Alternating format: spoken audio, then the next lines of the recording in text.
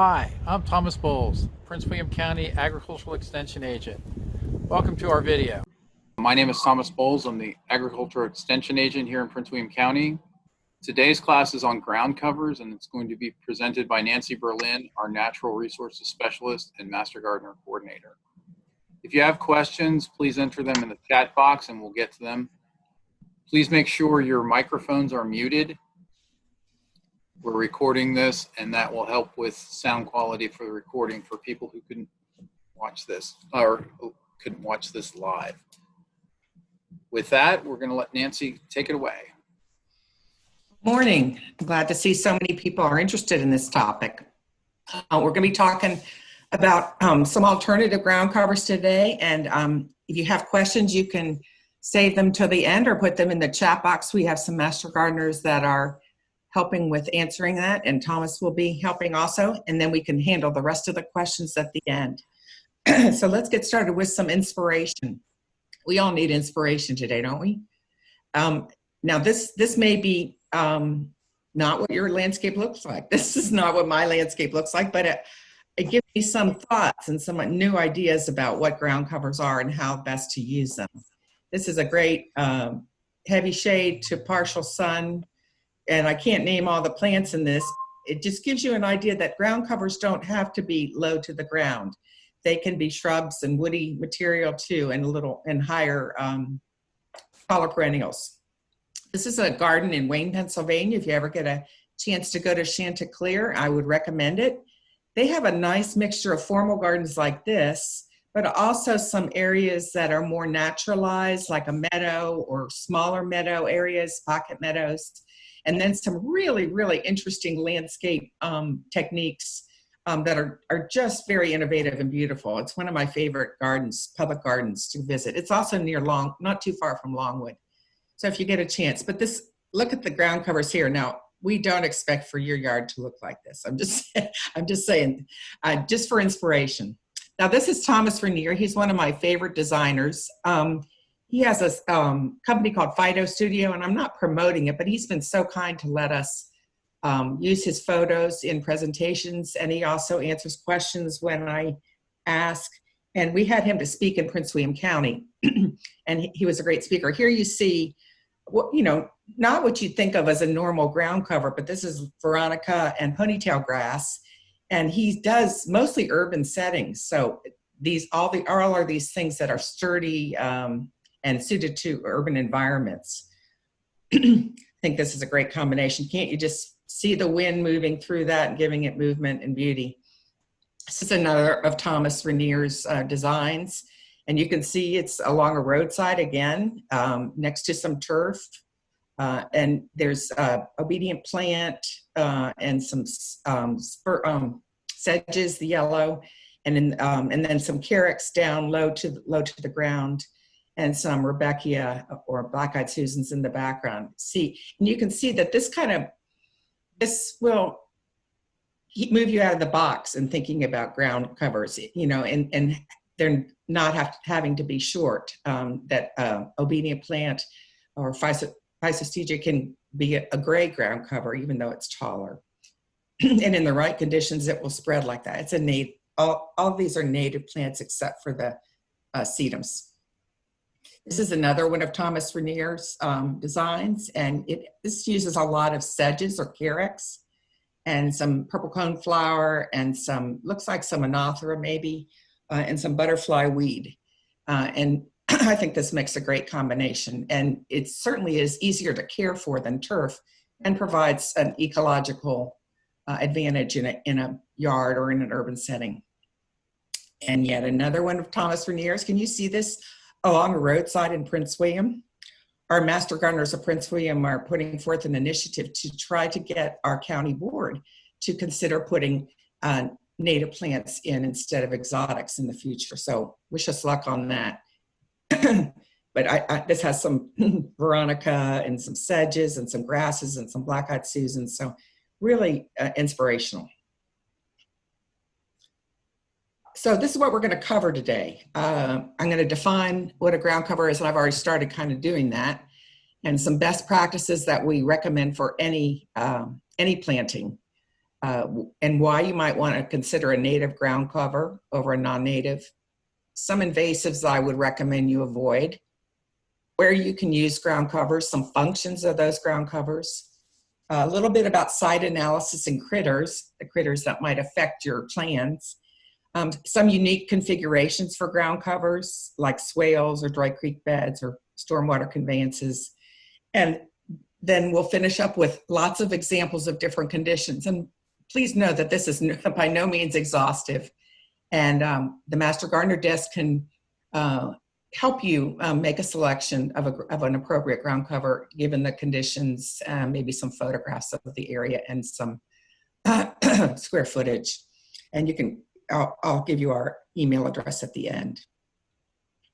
So what do we mean by ground covers? Generally, we mean something with a creeping, spreading habit that's used to cover sections of ground that requires minimal maintenance. But as I showed you in Thomas Rainier's designs, and we'll see some other ones, that many landscape ornamentals, woody plants, or perennials can also be used as a ground cover, even though those that are not low to the ground. So here's the best practices that we teach in all our classes. You want to analyze a site. You know, is it wet? Is it dry shade? Is it full sun? Is it part sun? Is it a microclimate? Maybe a little colder or a little warmer than other areas in your yard, and select the right plant for the right place. Now, please know that I'm going to be moving some plants in the fall that aren't in the right place. That I thought I analyzed it right, but there's no shame in that, okay? So, and we can help you with decisions on that. And we'll give you some resources at the end too, and in the chat box. You want to consider a soil test to see what nutrients and what the pH is so that you can match those conditions to the plant that you choose. Soil test boxes are available through our office, and when the libraries open up, they'll be available at the library information counters. But we can mail you a soil kit, and you just collect soil, no rocks, no roots, no grass, nothing but soil up to the fill line of the little box we provide, and send a $10 check with the box of soil to Virginia Tech's Soil Testing Lab. So when you're going to be planting, you want to free the plant's roots, basically. And that goes for a perennial or a woody plant. And I'd recommend that you root wash a woody plant to make sure that you can spread the roots out and make sure they're not circling, and make sure that they have the best chance to survive. If you plop it in the hole as it comes out of the pot, it will struggle and it may not survive. You want to cut off on woody plants any wires, burlap, and any circling roots. And we have a short presentation on our YouTube channel, VCE-Prince William YouTube, and it shows planting a shrub correctly. You want to dig a wide hole for a woody plant, 2 to 3 times the size of the root ball, and only as deep as that root flare at the bottom of the plant. Don't add any compost or amendments to the planting holes, but if you want to modify the soil with compost, take the whole planting bed and loosen the soil and add compost to the whole planting bed, not just the hole. Water deeply and continue irrigating if rainfall is insufficient. We consider about 1 inch a week, and I would not plant anything now. I would wait till fall when the cooler temps and the chance of rain increases. Hopefully we're going to be entering that toward the end of August, but I would wait and watch the weather carefully. And don't add any amendments unless you are doing it based on a soil test. So here's some invasive ground covers to avoid, and there's no shame if you have these in your yard, because sometimes you inherit these by the builder or the person that lived there before, but these are very, very aggressive, and we consider them invasive. Now, native plants we don't consider invasive. Sometimes they're assertive, but these are non-native plants that escape.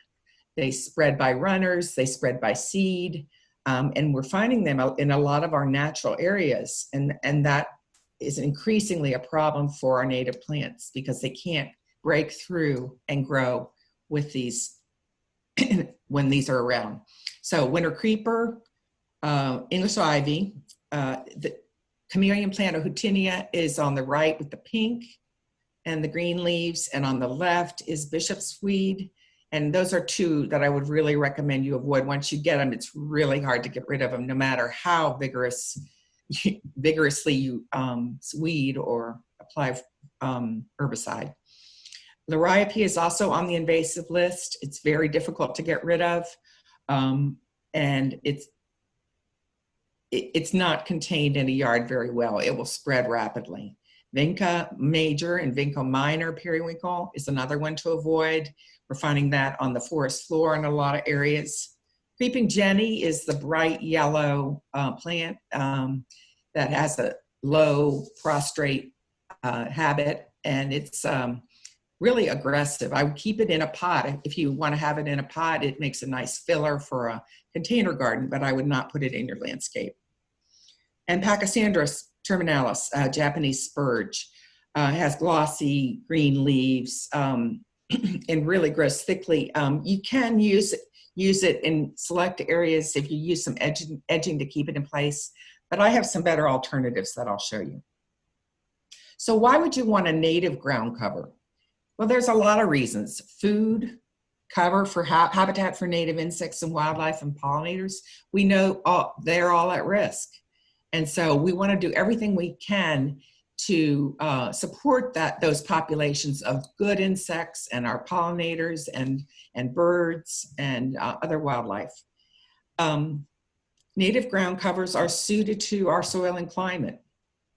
And they may be aggressive, but they're not considered invasive. We don't use the word invasive when we talk about native plants. They tend to be aggressive or assertive, I prefer.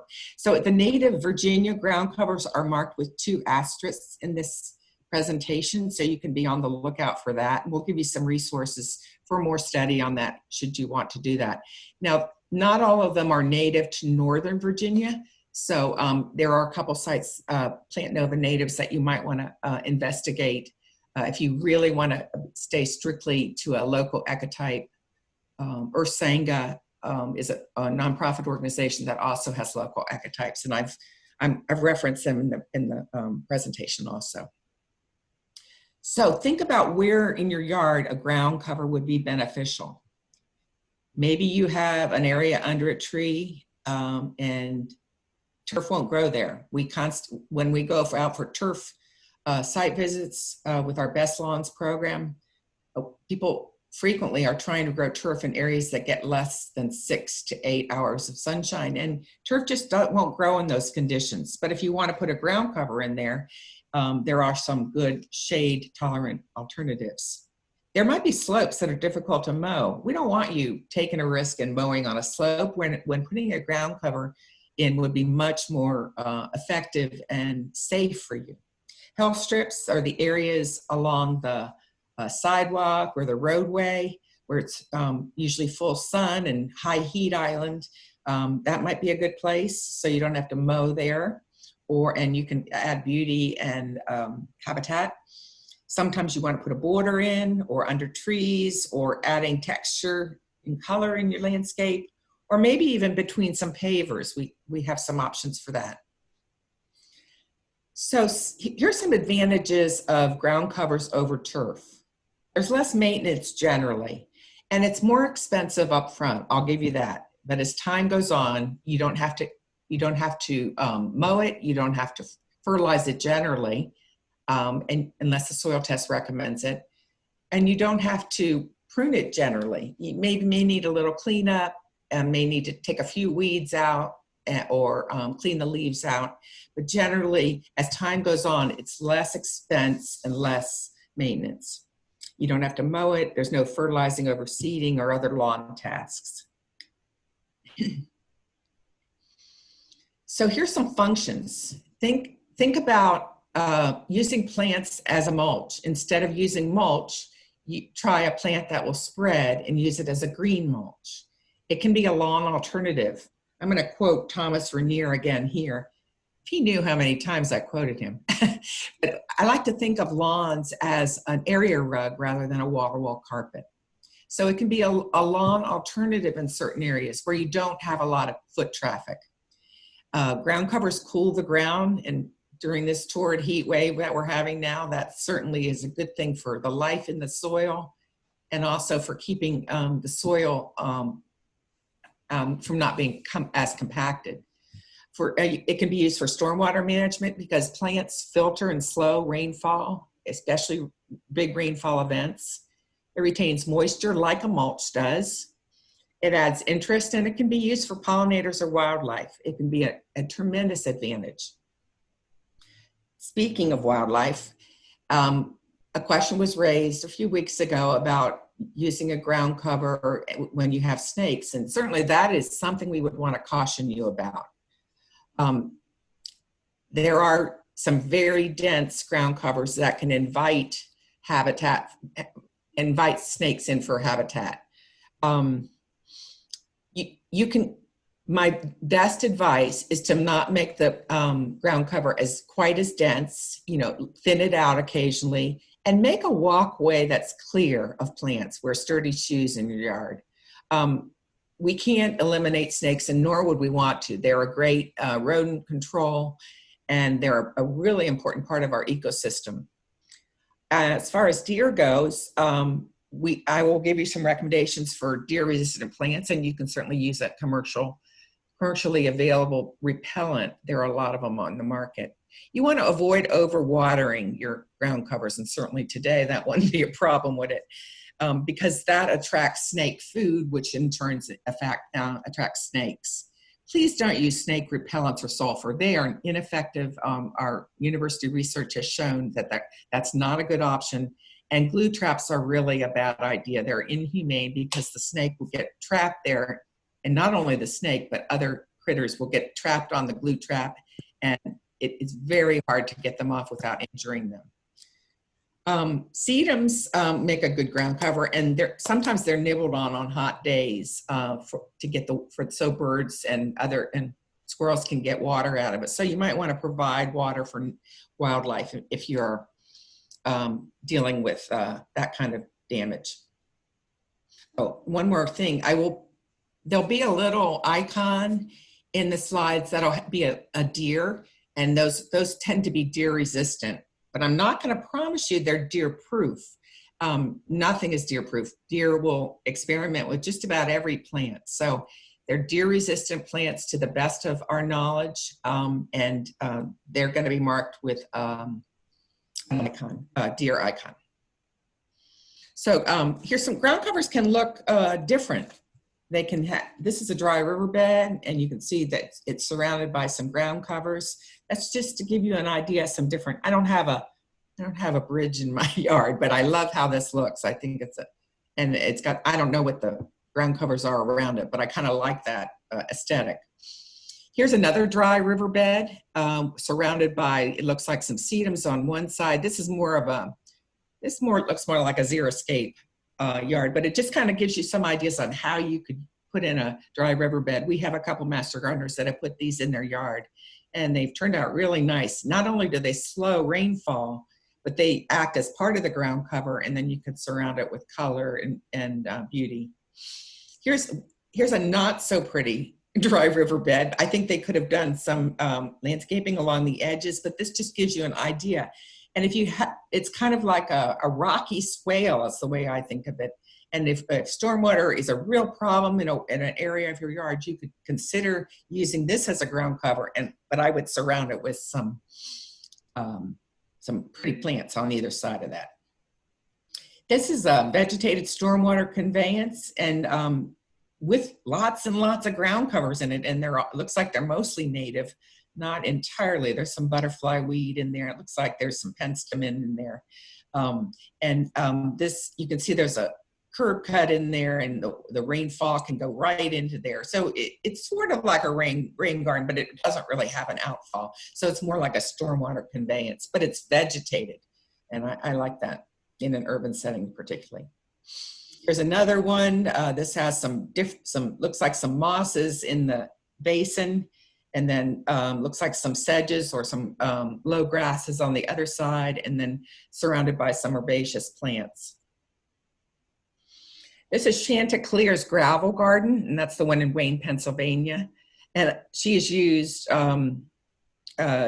rock, and native plants. And so, it looks like some ponytail grass again, some Asclepias tuberosa to border. And if you ever get a chance, I think that you will be inspired by taking a look at that. So here's the symbols I'm going to use when I show you the plants. And if it has a bee on it, it's important for pollinators and their native plants. And bees are not, of course, the only pollinators. That we're talking about beetles and wasps and flies. And but I'm using one icon for all of those. The deer is for deer resistant, but don't hold me to deer proof. And the two asterisks are native to Virginia, but they may not be native to Northern Virginia. If you want to stick with Northern Virginia natives or local ecotypes, I would suggest you look into the website for Ursanga or Plant Nova natives. So let's talk about some full sun. We've analyzed our site and we have some places for full sun. And so I've pretty much tried to do these in clockwise order, beginning on the lower left. Paniclinium coleus, hardy ageratum is a blue mist flower, I think it makes a real good full sun. I have mine in, now it's in too much shade, so I'm gonna have to do a little bit of moving. Nepeta is on the right, the lavender, the little taller, that's catmint. And then on the left, among the stepping stones, that you have creeping thyme, not a native, but really loved by bees. Of course, if you're stepping in there, you might want to move it away from the rocks a little bit. Phlox subulata, moss phlox, you see that a lot in the springtime, but and that's only going to bloom in the springtime. The yellow one in the middle up there, it's not in clockwise order, I'm sorry, is agrimony, many-flowered agrimony, and it has a nice basal leaf with that tall stem with the yellow flowers, really loved by pollinators, a native plant, native to Northern Virginia, and kind of gives you those basal leaves for weed control. To the right of that is Anemone virginiana, or thimbleweed, and that's a great spring bloomer. It's all shriveled up in my yard right now, but usually it stays green all summer and then dies back in the cooler weather, and it has that white flower in the early spring. Pussy toes is on the left top, and it's a good one for dry sun areas. It can handle really poor soil, and it's a native Virginia plant. So here's some other ones for full sun. And I'm going to show you pictures of these in a minute, but this is for the linear type people that want a list. Aquilegia, of course, columbine, and that spreads freely through seeding. This is a new one to me. I have it on my list to purchase in the future. Commanditini, it's in the mint family. It can handle full to part sun, and I would think that it would be a great one for, you know, a sunny area in your yard that you don't want to mow or you need good weed control, because we know it's the mint family and we know how those spread so well. It's also a native plant. Wild comfrey is a perennial.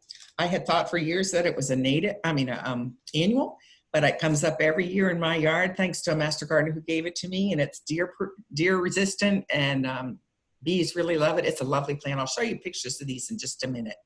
Elephantopas is a kind of an underutilized plant. It comes up naturally in my yard. It's called elephant's foot.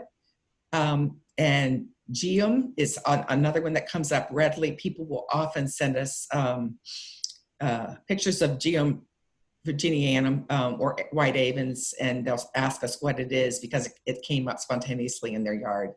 Geranium maculatum, a wild geranium, is another one for full sun. Potentilla, dwarf and common cinquefoil.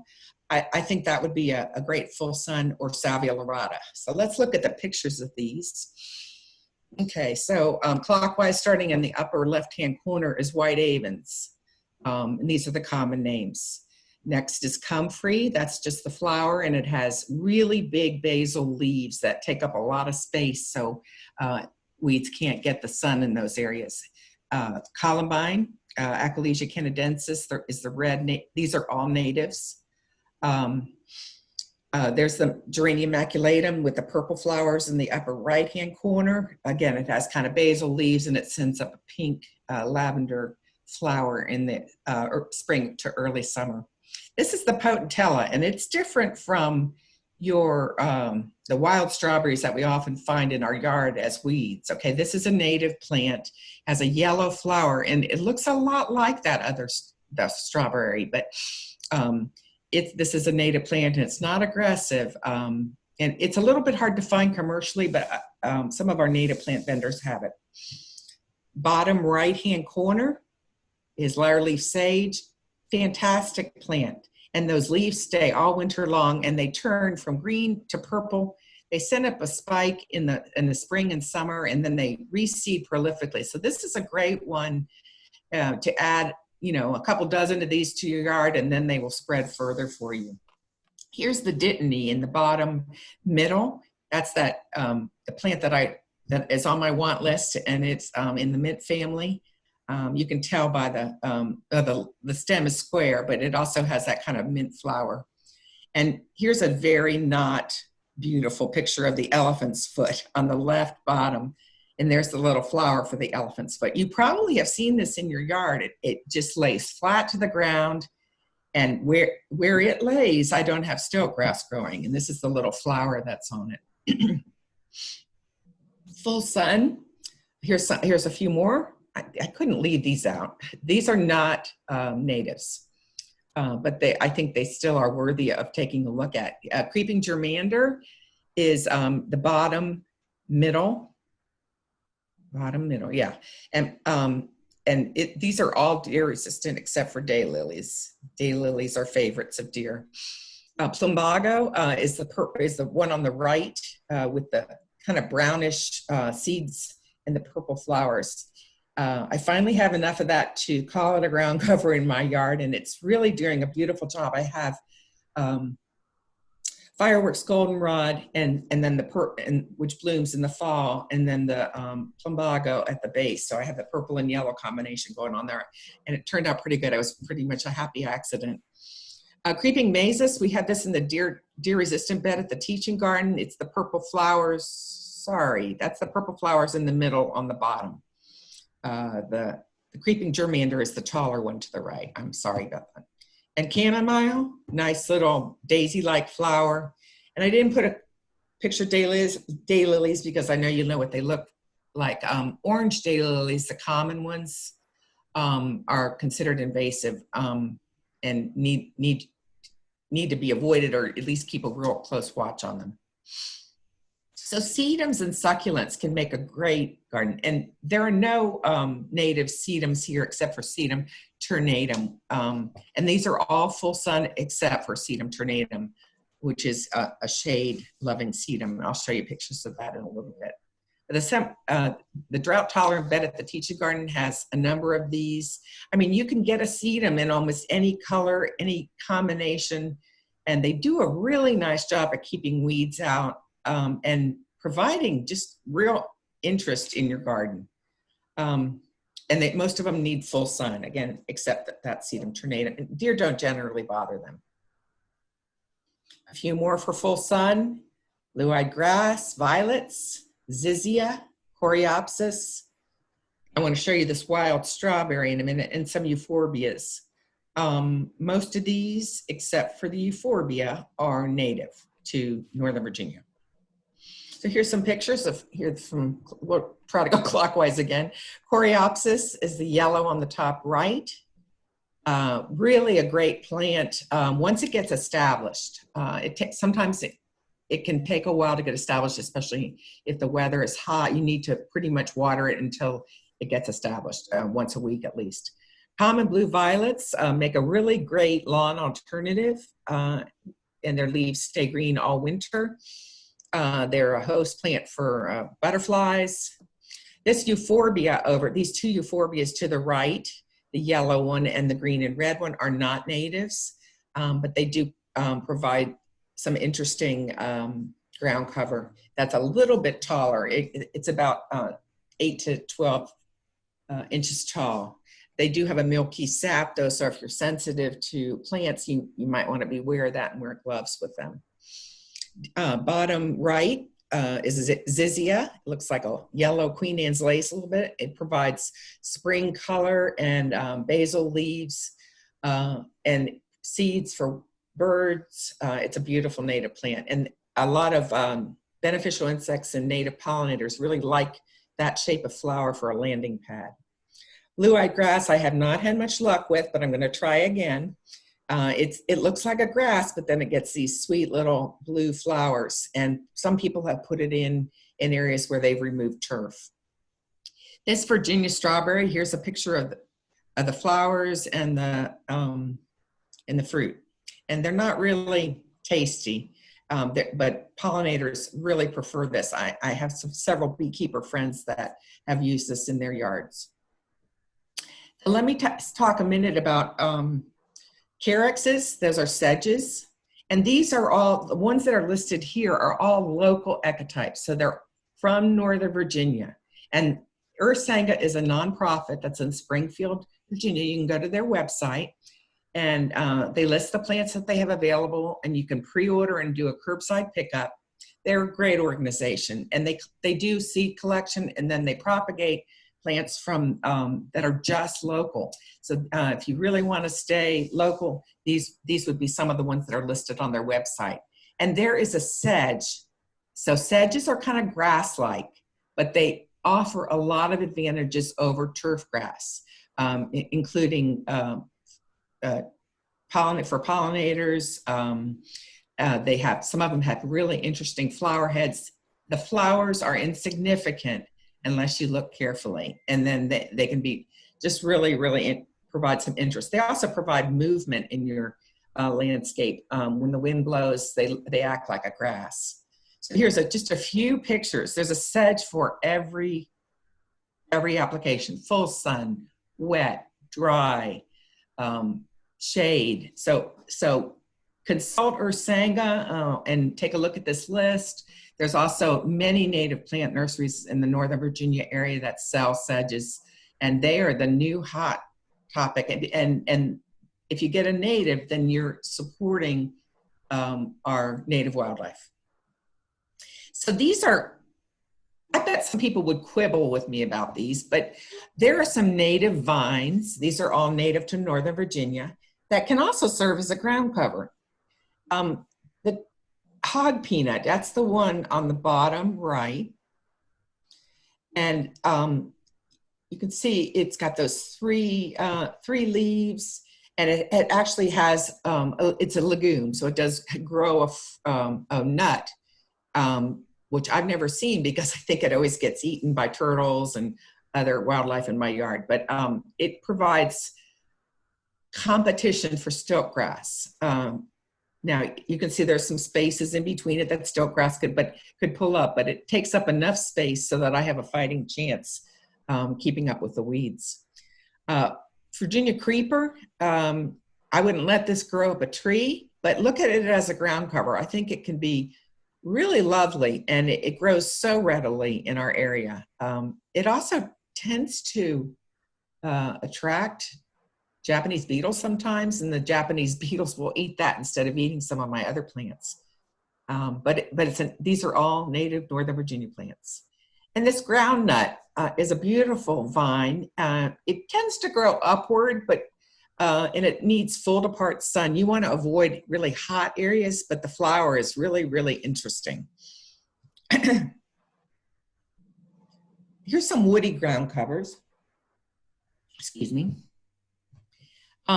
Juniper, one of these are that, not only one of these is a native plant, but these could be considered too. If you have a big area, maybe a hillside that you want to cover, that juniper, that low grow juniper could be really helpful. There is a grow low fragrant sumac that is native. If you have a bank that you need to fill in, it does like full sun. Another creeping juniper that's not the blue star one could be used in a full sun area. Abelia also likes full sun. It's semi-evergreen. It has a really pretty pink flower. Sometimes the leaves are really colorful in different cultivars. That's worth looking into. Bearberry is another one that's possible. And Deutzia, top right-hand corner, you can see Deutzia on a bank. Again, not native, but could be considered as a woody ground cover. St. John's wort is a possibility, and Weigela, which is the bottom right, the purple. This just helps you to think out of the box and maybe put a woody ground cover in with some of the lower growing ground covers in an area that you're having trouble with. Here's some part sun, part shade. You can see that most of these are deer resistant. Green and gold I'd had some damage on, but I mean, some sites say that it is deer resistant. Teaberry, plumbago, barrenwort, Allegheny spurge, sweet woodruff, cinnamon fern, comfrey. Iris cristata is a beautiful ground cover and that blooms in the spring, and lamb's ear. So let's look at some of the pictures of those. So here's green and gold, the top left-hand corner, and dark green leaves, yellow flowers in the spring, early summer. And then there's teaberry, wintergreen, excuse me, up there, and below it is barrenwort or epimedium. Epimedium is not native, but it has an orchid-shaped flower, and the leaves persist all winter.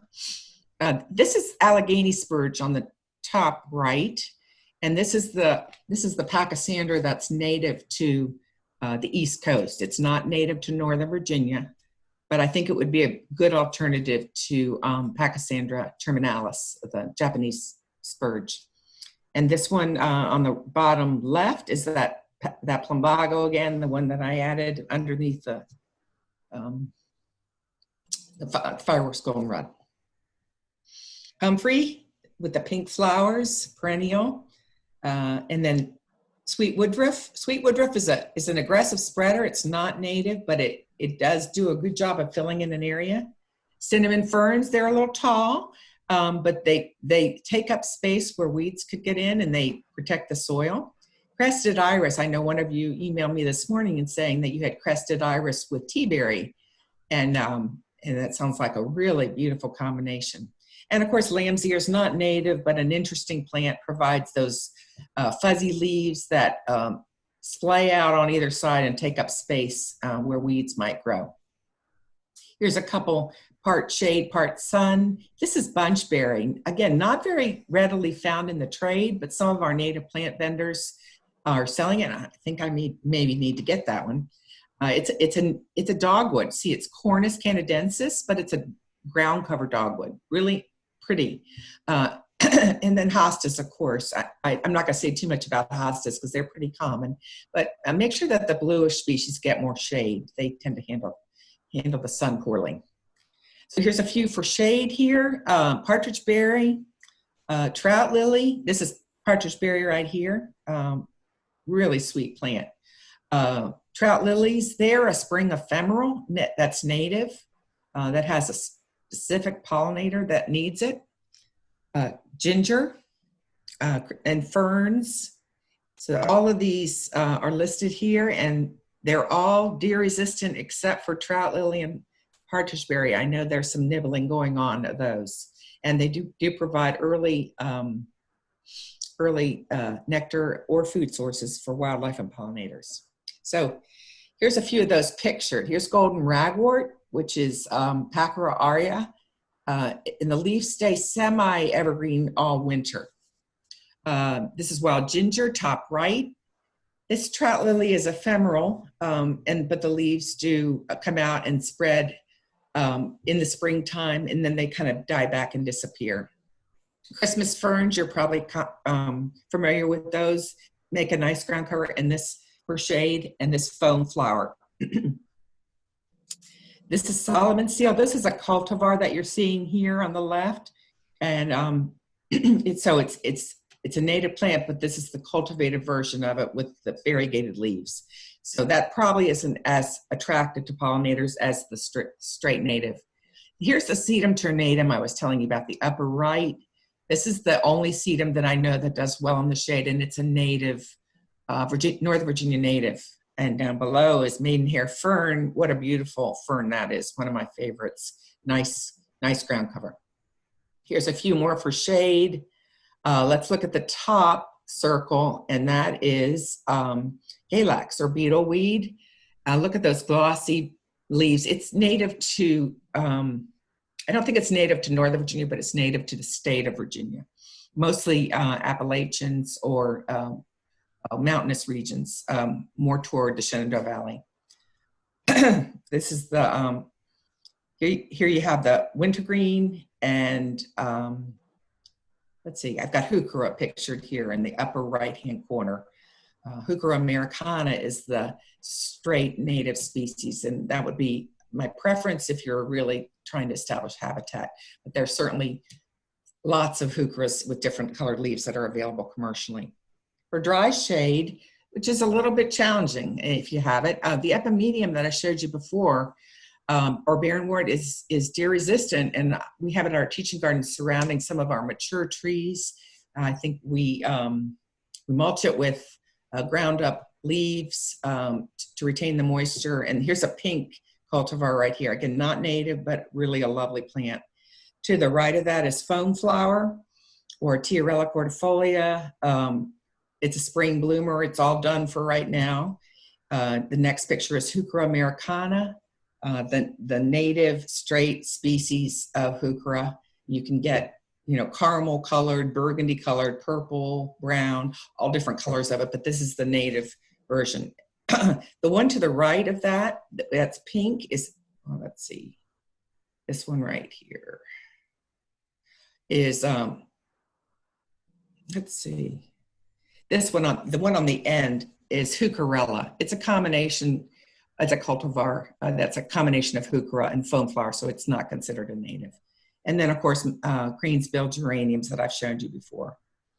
Now, for wet areas, you might want to consider ferns or sedges, and let's look at some pictures of those. Here's tussock sedge, or intermediate wood fern. You can see that it can fill in spaces nicely. Here's sensitive fern. Let's see. I can't see that other one. Okay, and here's summer bluets. Again, they are ephemeral, but in the summer. Marsh ferns, and here's bracken ferns with their fiddleheads. Early saxifrage is not native, but it's a interesting ground cover with a waxy leaf. This is lizard's tail, and this is another one that's on my list to try for a wet area in my yard.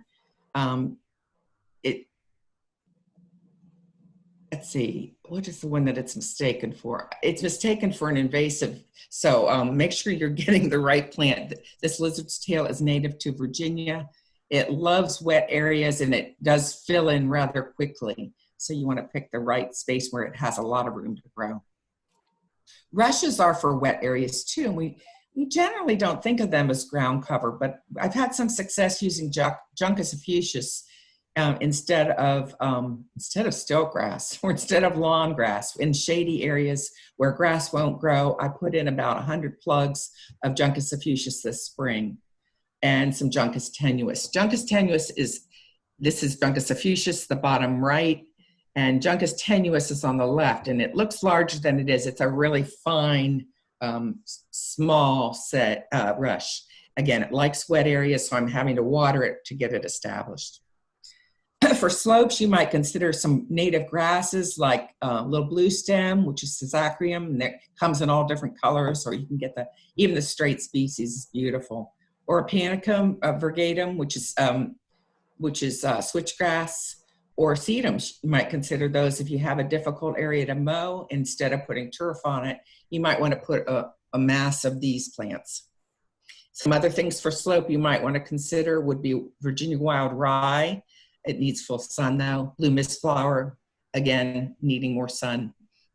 No, I put in wild rye twice because, oh no. Yeah, I put in wild rye twice because I must have loved the two pictures. Here's sea oats that likes full sun too, or Penstemon digitalis is a real workhorse. It can handle a slope, it can handle poor soil, it spreads well, it's good for native pollinators. And of course, the mountain mints, we know how mints act. They like to spread, but they would be great on a slope that you didn't want to have to mow. Red top grass is a possibility for a slope also, or maybe some Rebecchias in mass, or combining all three. Solidago or the goldenrods, there are a lot of different species of that. I think Solidago speciosa might be the most well-behaved one, or wreath goldenrod, rather than the Solidago, the common Solidago. That can tend to be pretty aggressive. But if you have a slope that you need to fill in the area, then there's nothing like a Solidago root to hold that soil in place. There's some evergreen plants that are herbaceous that you might want to consider, and all of the ones on the right are deer resistant, good for pollinators. And again, deer resistant, you consider those sedges. This list was modified from Plant Nova Natives, and you can go to their website and read more about these. So this is another one of the designers that I love. I aspired my yard to be like his, Pete Ondolf, and you can see he's used some sedum and some purple coneflower. We're going to send you a link to this presentation that will link you to our YouTube channel. There's lots of other presentations on there, so take advantage of that. We'll also be sending with that link an evaluation, and we really need you to, it's very short, very easy to answer. If you could return the evaluation to us so that we can improve our services to you, we would really appreciate it. We're going to have, I'll open for questions in just a minute, but I didn't want to miss promoting our next virtual classes. We have classes every Wednesday at 11 a.m. You have to register by emailing the Master Gardener desk. On the 29th, we'll have 12 steps to a greener lawn. And on 8/5, we'll have cover crops for your vegetable garden. And we have lots more coming. They're in the works, but we don't have them ready for you to register yet. We can help you. Again, there's many instructional videos on our YouTube channel on planting, snakes, ticks, all sorts of different topics. And we can help you if you want to email us pictures for identification, or if you have a disease in your plants, in your landscape, or how to manage a weed. You can send photos to us. We're not open for business except for by appointment only, but we are very prompt about answering your emails if you have other questions, so you can always email the Master Gardener desk. We are also all over social media, and we have good content on there that's worth following. We have a Teaching Garden blog. We have an Instagram site, Facebook, Twitter, Pinterest, and our Master Gardener website. So I'm going to go back here, and we'll handle any questions that you might have.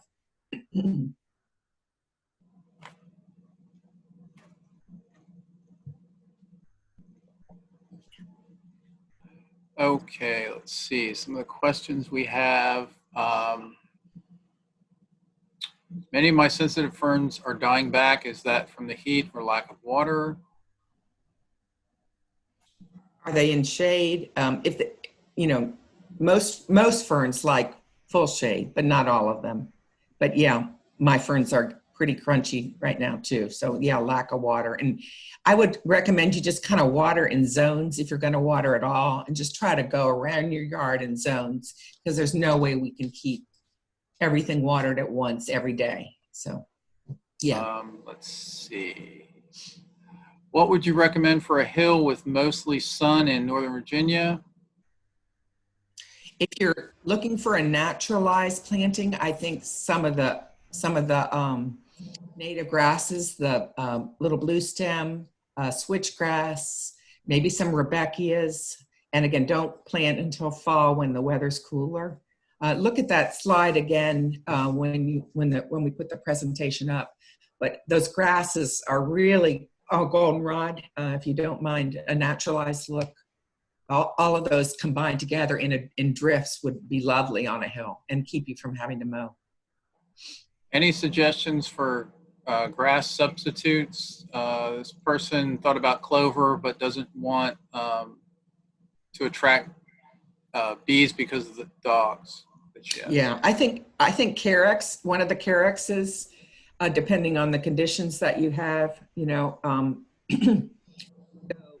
and Google native carex or native sedges for Northern Virginia, or look on the Plant Nova Natives website. Those would be great.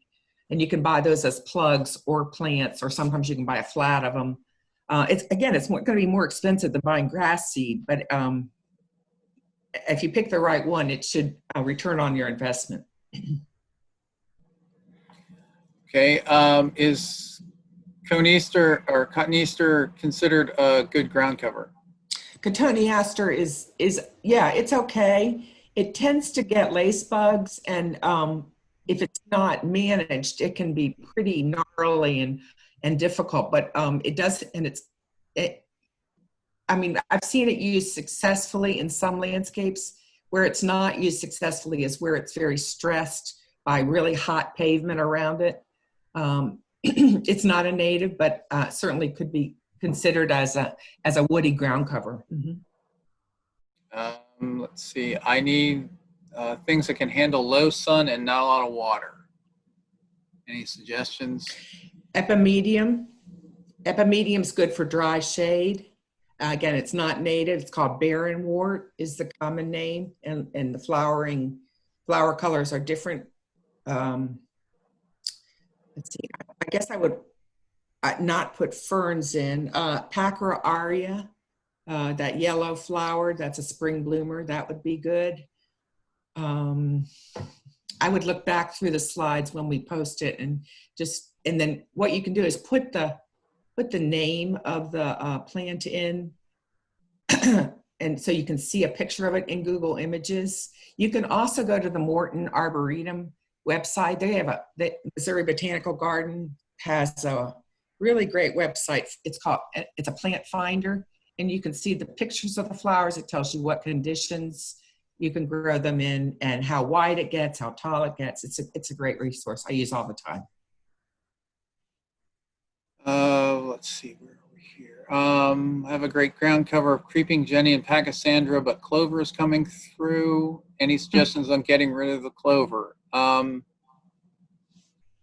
Yeah, I'm not sure that's going to happen. The only It's really hard to pull up. Yeah, it's hard to pull up, and anything that you would spray to treat that would probably kill the creeping jenny as well. Let's see. I pull clover up where I don't want it, but it establishes a great root system. Are there any resources on how to get rid of Virginia creeper? Yes. If you email our help desk, which Nancy had on the presentation, we can give you a list of controls for that.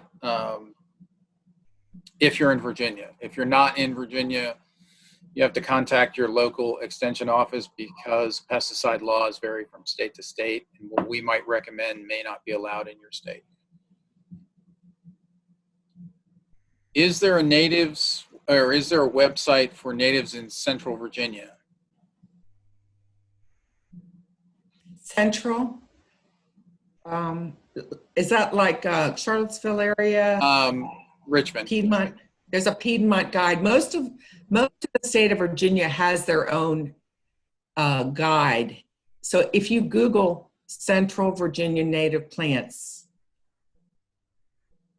or like I know Charlottesville has one, the Tidewater area has one, Southwest Virginia has a guide, and they're printed guides, but they're also usually available online too. I'm thinking there is one for Richmond, Henrico, Chesterfield as well, but I can't think of the name of it. You could contact the extension office near you, and I bet you they could give you the link to it. Are there good ground covers that fix nitrogen? Yeah. Especially if they're natives. Yeah, clover. I have partridge pea, which is an annual itself. I would stay away from crown vetch. What was that, ground peanut that you, or? Yeah, hog peanut. Yeah. Hog peanut, yep. And that, I don't know whether that other one fixes nitrogen. the purple one. I know I can't remember what it's called. Oop. Let me see if I can go back to that. It's fine right here.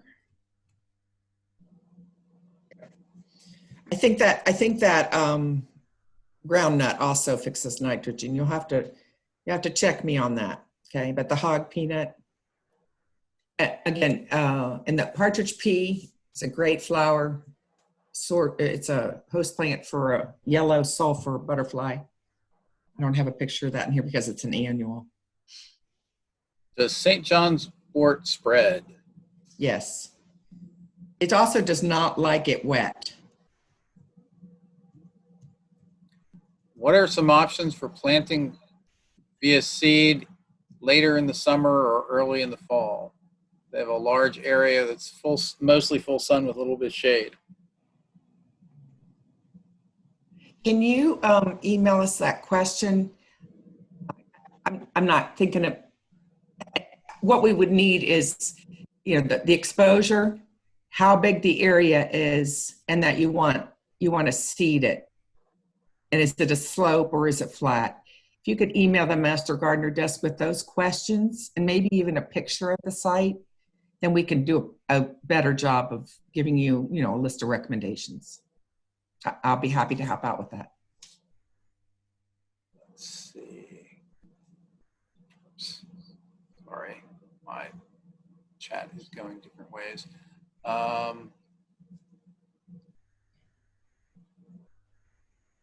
How can I help mountain mint to spread? I don't think you really need to. If it's just establishing the narrow leaf mountain mint, I've had a little bit of trouble getting established, but any new plant's going to need irrigation at first, even a mint. And you can, in the fall, I would recommend you take bunches of it and move it where you want it. If it gets too crowded, it tends to not do as well too. So you might want to just take portions out and move it where you want it, divide it. It has to be in full sun too. Let's see. Yeah, so when you're looking at for vetch, for nitrogen fixing, somebody made the comment they use hairy vetch. Hairy vetch and common vetch are not as aggressive as crown vetch. Crown vetch is really invasive. Don't do that one. But they'll die back with the frost. So, if you really want a ground cover that's going to stick around, you might want to consider, something perennial or woody.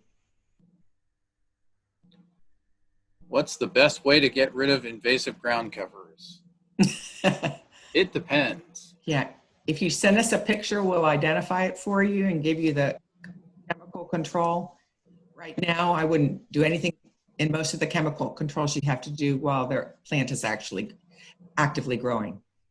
So send us a picture of it so we can ID it, and then we can give you the proper recommendation. That looks like, what St. John's wort, which St. John's wort were you talking about? They have two natives in their yard,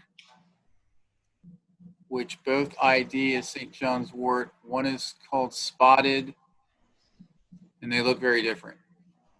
Yeah, there's a shrubby one, there's a ground cover one, and I can't think of the Latin names for each of them. Yeah. If you go to the Plant Nova Natives website, you can see which one is native.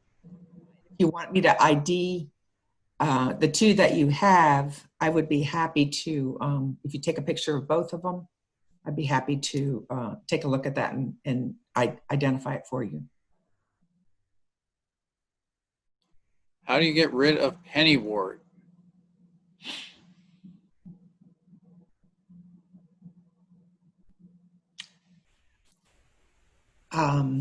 I'd have to look it up. Thomas, are you familiar? I'm trying to think as well.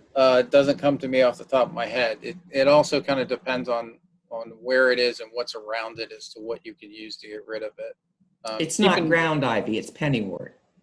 The common name kind of throws me. If you could, again, send us a picture of it so we make sure we're identifying it correctly. Because like an annual weed versus a perennial weed is going to need different control. And part of it's going to depend where it is, because a lot of our herbicides that get rid of some of these weeds are also going to be damaging to ornamentals. They're going to be damaging to broadleaf plants. So you really have to be selective about what you do and how you do it in terms of weed control.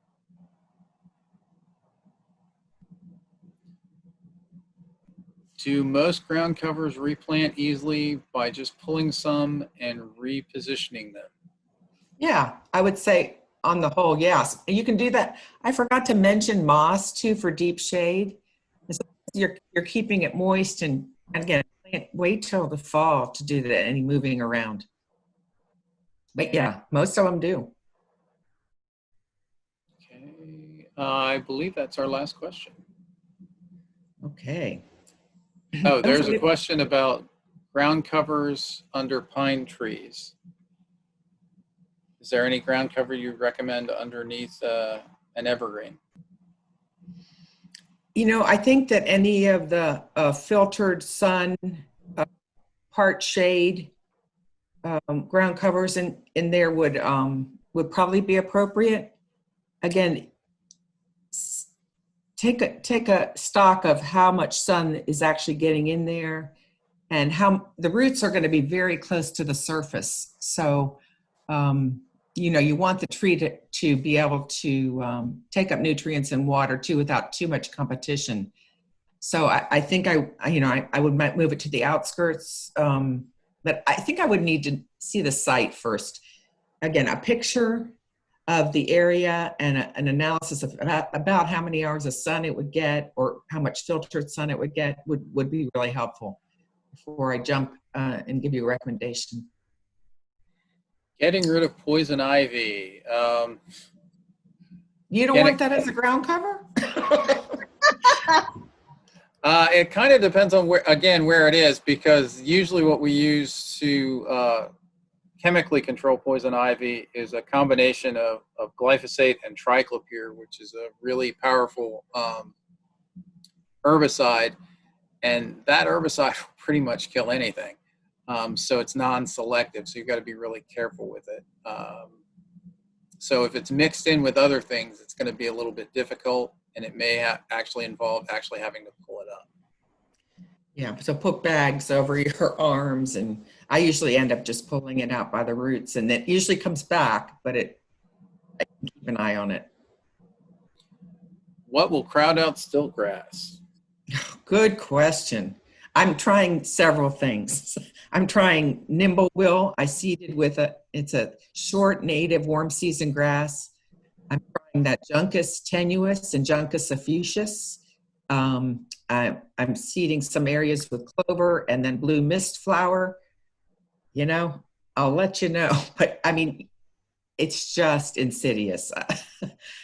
You know, you just don't want bare ground. So the more that you can fill in areas with other ground covers for that are right for the condition, the better off you are.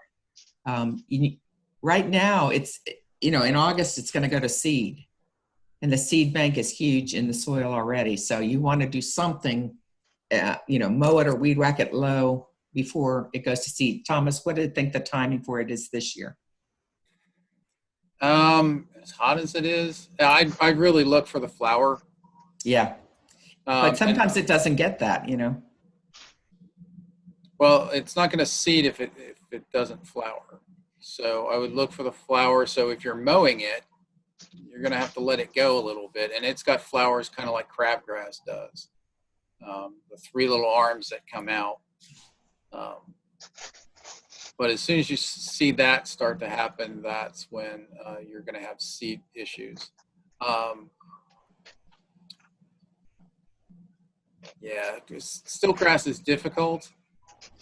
If it's an area, if it's a small enough area, if you put out crabgrass pre-emergent early enough in the spring, and for here in Northern Virginia, that's probably early March, that will go a long way to controlling it. But keep in mind that stiltgrass puts out so much seed that, generally speaking, the rule of thumb is to get rid of stiltgrass completely, it's at least a 5-year process.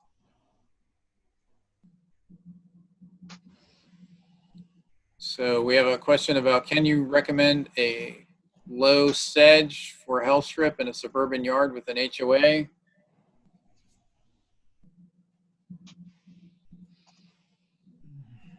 Full sun?